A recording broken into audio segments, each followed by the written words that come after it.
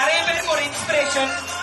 அவங்களோட உழைப்பினாலையும் his hard work, his dedication, years of workனால மட்டும்தான் இந்த டயஸ்ல அவரு ப்ளூ டைமண்ட் பிரஸ்டீஜியஸான டைட்டில் வாங்கியிருக்காரு. Can you please specificate award blue diamond? and அதை விட இன்னொரு அவார்டும் ஒன்று இருக்கு. ப்ளூ டைமண்டுக்கு மேல ஒன்று இருக்கு. சம சர்ப்ரைஸா இருக்கே மாதவன் இது. அதுதான் the top most. so my life marketing global private limited ஓட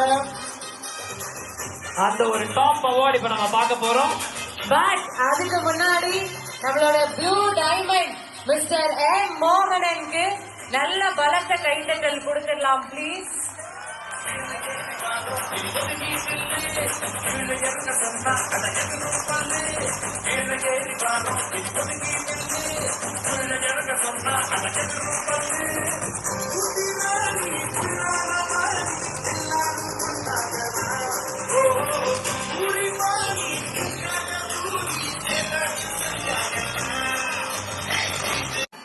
அதுக்குதான் உங்களோட லீடர்ஸ் லேஸ் அங்க முன்னாடி உட்கார்ந்து லீடர்ஸ் லேசா நினைச்சுக்காதீங்க. இருக்கிற லீடர்ஸ் எல்லாருமே நீங்க தைரியமா இந்த லீடர்ஸோட கையில டைட்டா பிடிச்சுக்கங்க, டைட்டா தொங்கிக்கங்க.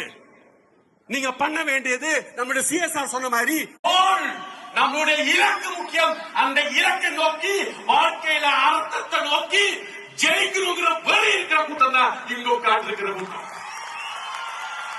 அந்த மாதிரி கூட்டம் தான் மைலேஜ் வந்திருக்கு.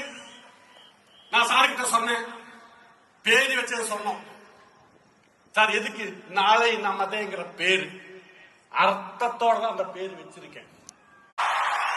இங்க வந்த கூட்டம் அன்பா பாசமா வந்த கூட்டம், தானா வந்த கூட்டம், சிக்கன் பிரியாணிக்கு போட்டு வந்த கூட்டம் கிடையாது.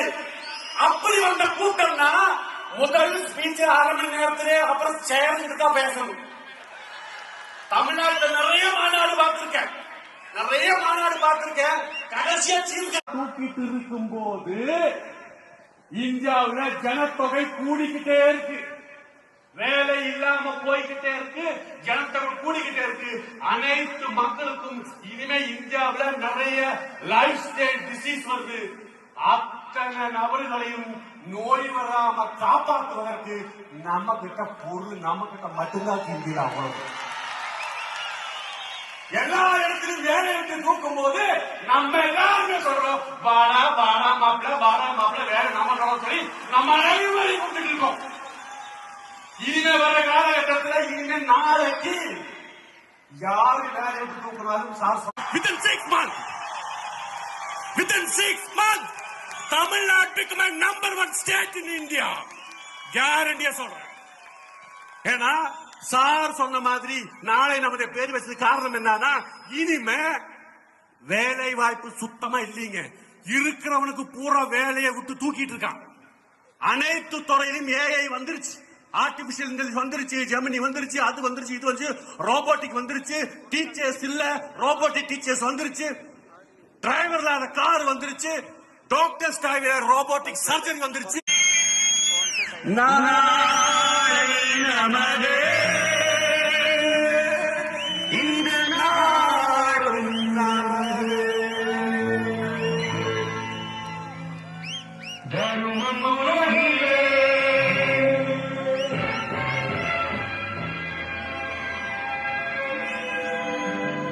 இருக்கும்